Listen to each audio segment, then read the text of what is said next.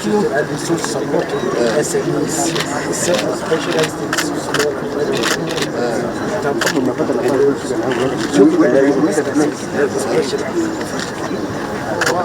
We are going to the micro now. So that we can open the market. Yes.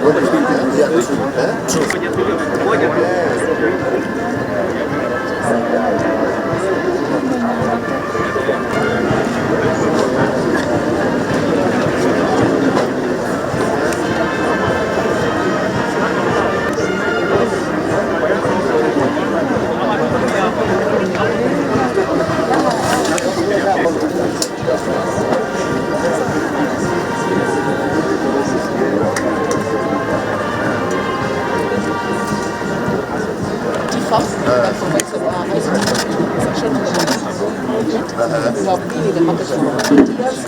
We have developed a cooperative system called centralized cooperative system. Yes, we have also developed a Thank you very much. Well done. We've won them, yes. And we welcome you to the space.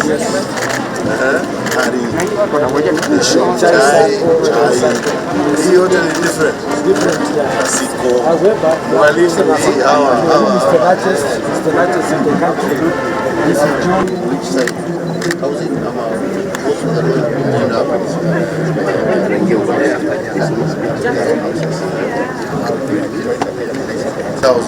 Then from the farmers we also receive close to 50,000 rands for their participation in export. And you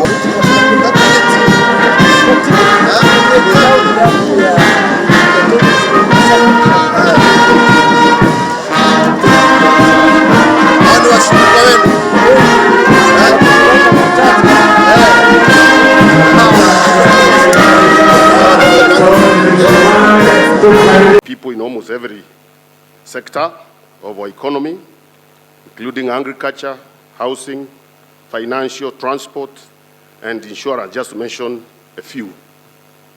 Today, about 2/3 of our population derive livelihood directly or indirectly from cooperatives.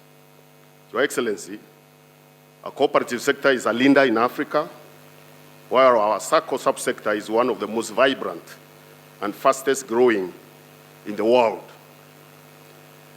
Our ministry will continue to create an enabling environment for the growth and development of cooperatives by formulating appropriate policy, legal, and institutional reforms.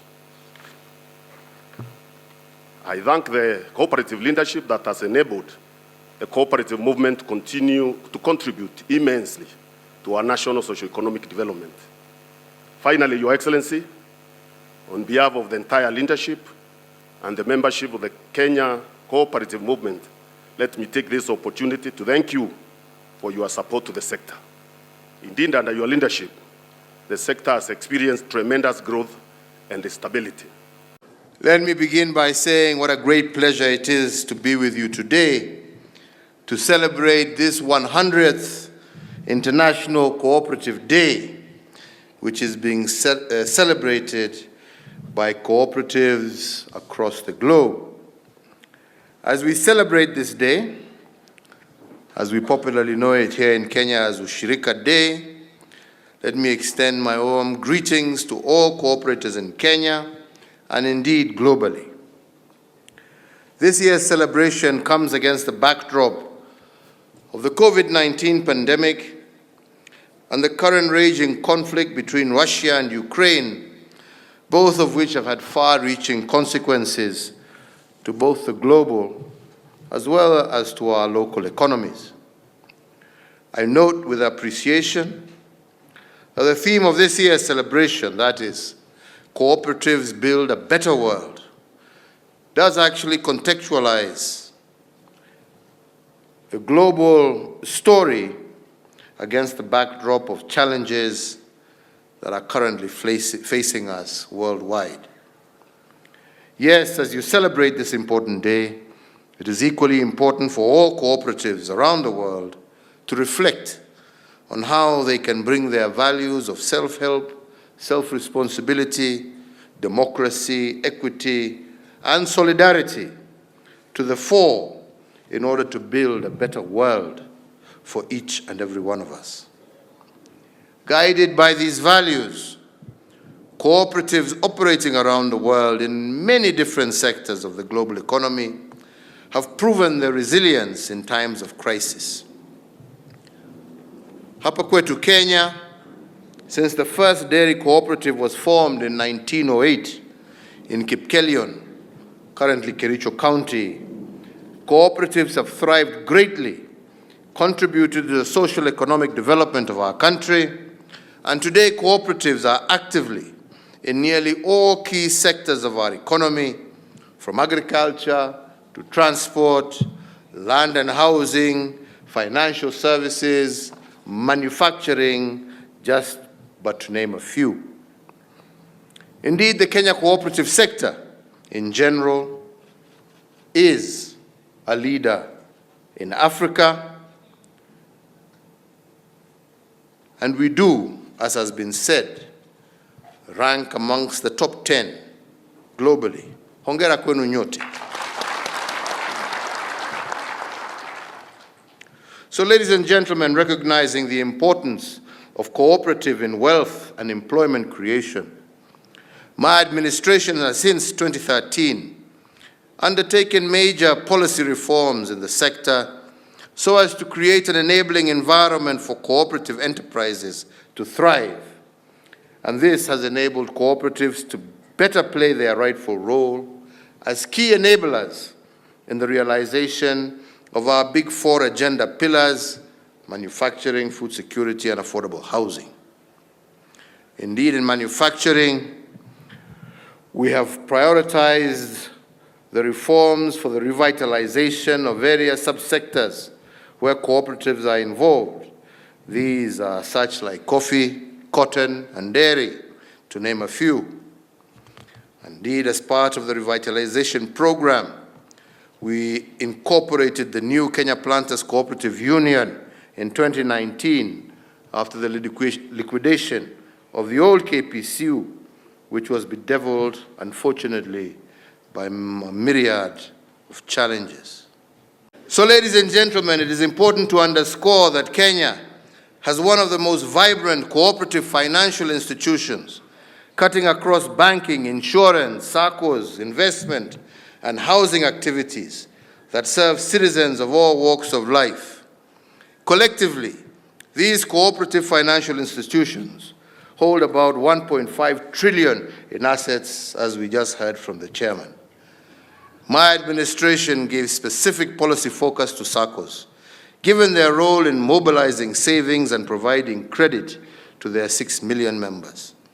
To ensure financial soundness to the SACCO industry, we fostered the development and implementation of the SACCO Society's non-deposit-taking SACCO business regulations of 2020 that commenced in January of 2021, doubling the number of SACCOs under prudential regulation of SACCOs, Societies Regulatory Authority, or SASRA as we better know it, to 360.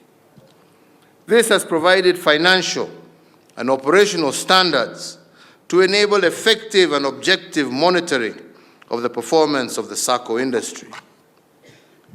As a result, I note with appreciation that over the same period of 2014 to 2021, the SACCO industry has registered remarkable growth in terms of membership, and the number has risen from 3 million in 2014 to 5.5 million in 2021, signifying the growing confidence in SACCOs as saving and investment vehicles.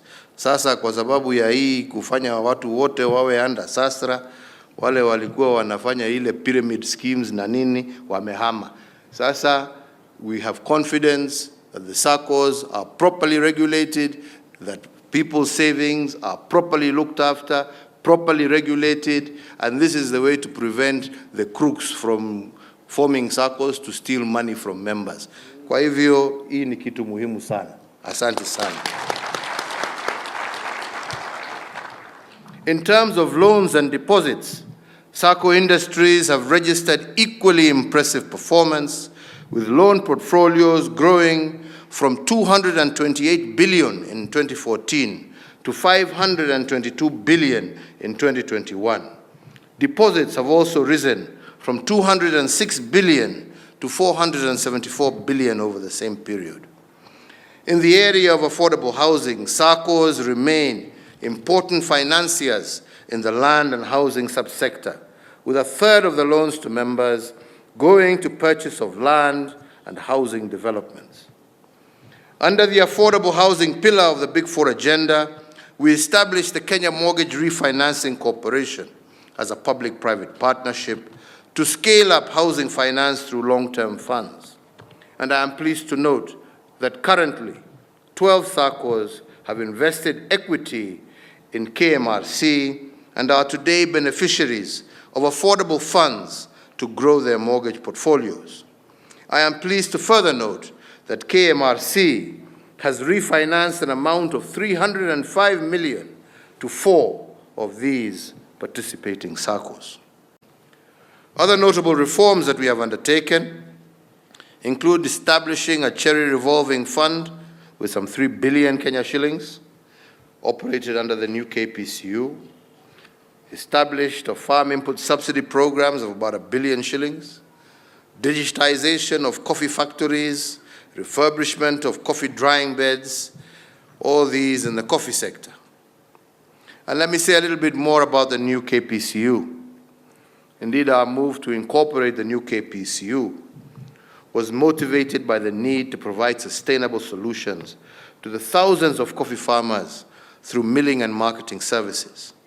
And indeed, to date, the new KPCU has provided milling and marketing services to 236 cooperative societies and 92 coffee estates. The benefits of this new KPCU are already noticeable. The new KPCU, for example, today charges farmers $40 of milled coffee as compared to 65 per ton charged for the same service by private millers. And so far, the new KPCU has milled 1,828 tons of coffee. Indeed, reflecting the impact of enhanced transparency and competition, coffee prices have significantly increased to the farmer, rising from US $143 to US $320 per 60 kg bag between 2018-2019 and 2021-2022. And consequently, coffee farmers' incomes have more than doubled, increasing from an average of Kenya shillings 35 per kilo to Kenya shillings 80 per kilo of cherry over the same period. Hongera. Similarly, in the dairy sector, between 2015 and 2022, my administration extended financial support of over 2 billion shillings towards the modernization and expansion of all new Kenya Cooperatives, creameries, factories across the country to convert them into modern state-of-the-art processing facilities. The initiative has had a positive social economic impact in the dairy sector through the stabilization of milk prices at farmer and consumer levels due to the efficient processing and packaging capabilities. Moreover, with its increased processing capacity, the new KCC has been enabled to take up excess milk from farmers, thereby averting losses at farm level and provided a much-needed ready market for their product.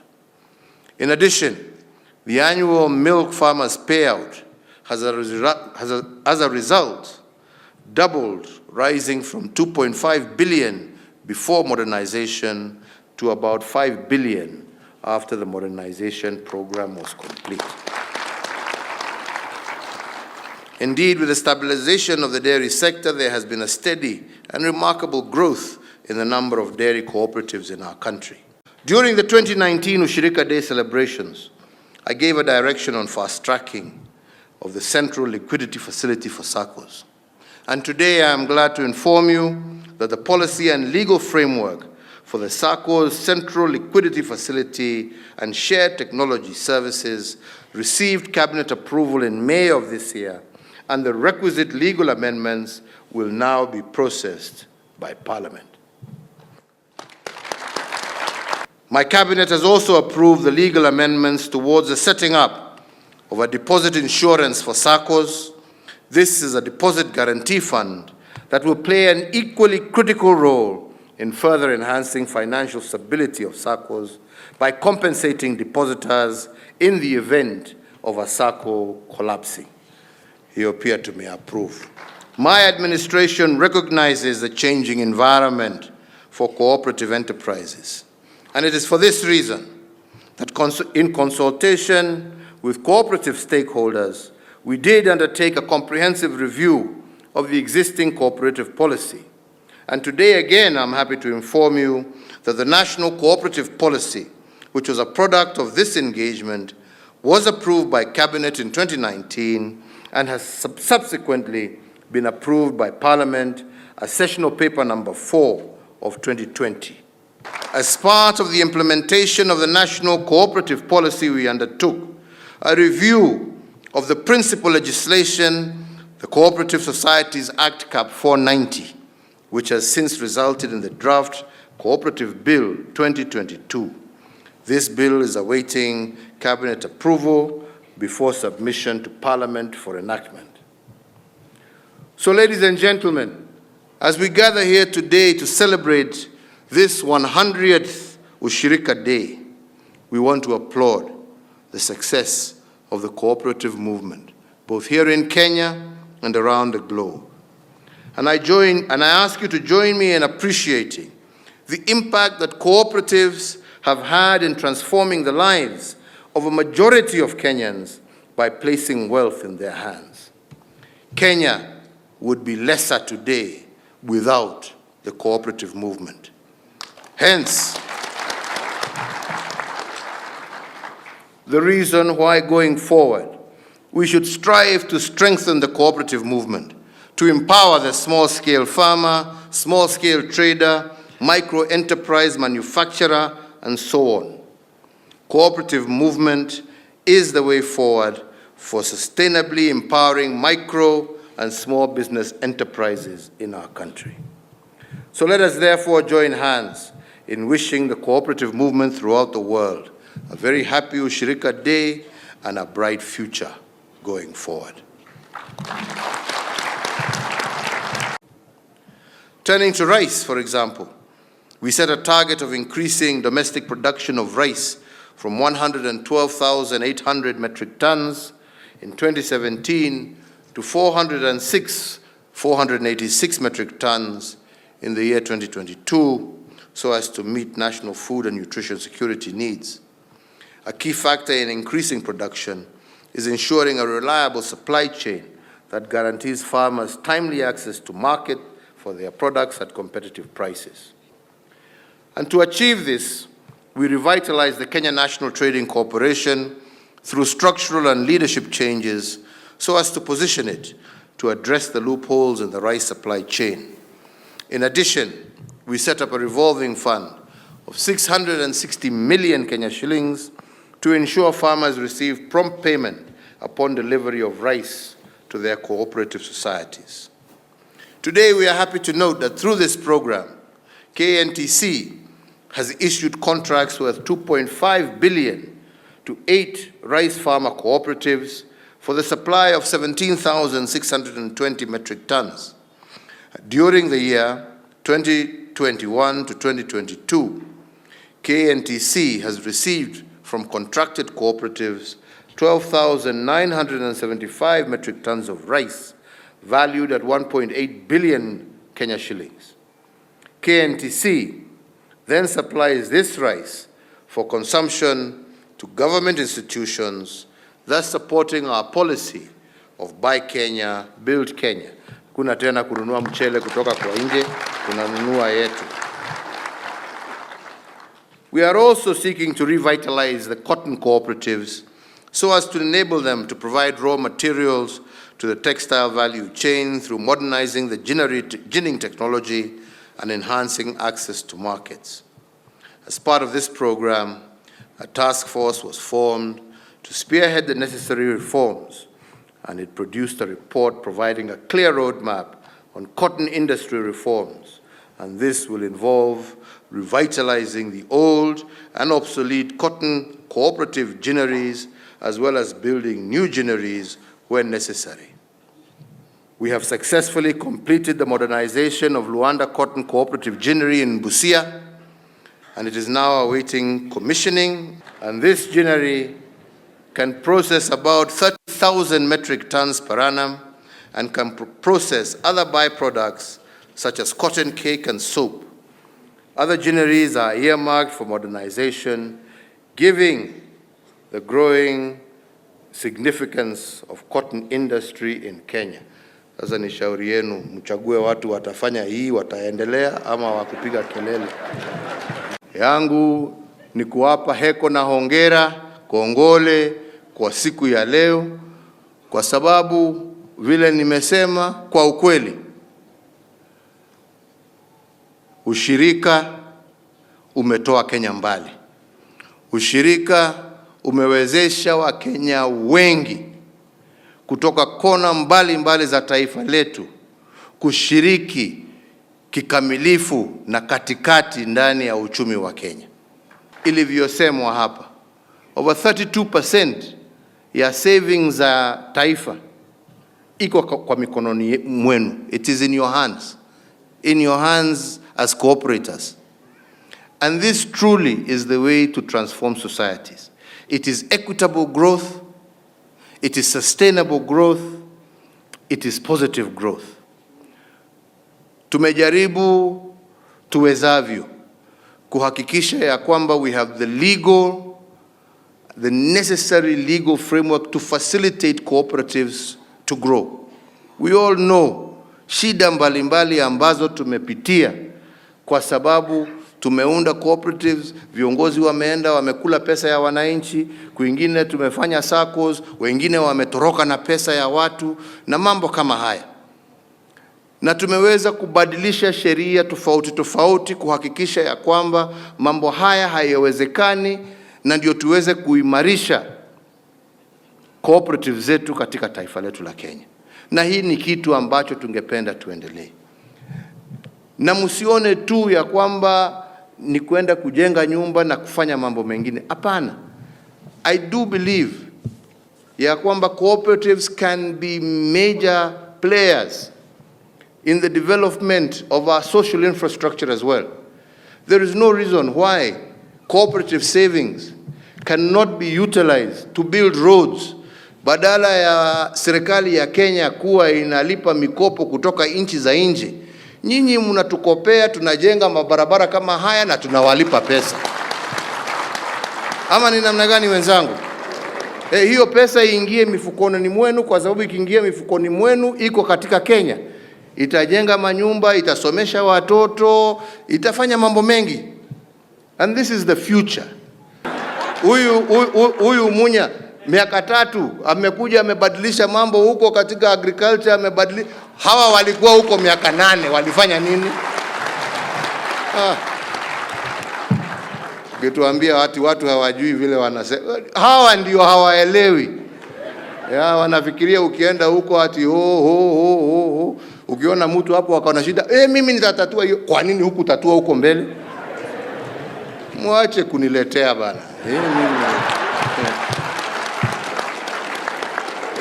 Are you tired of regularly pumping out your septic tank? Worry no more.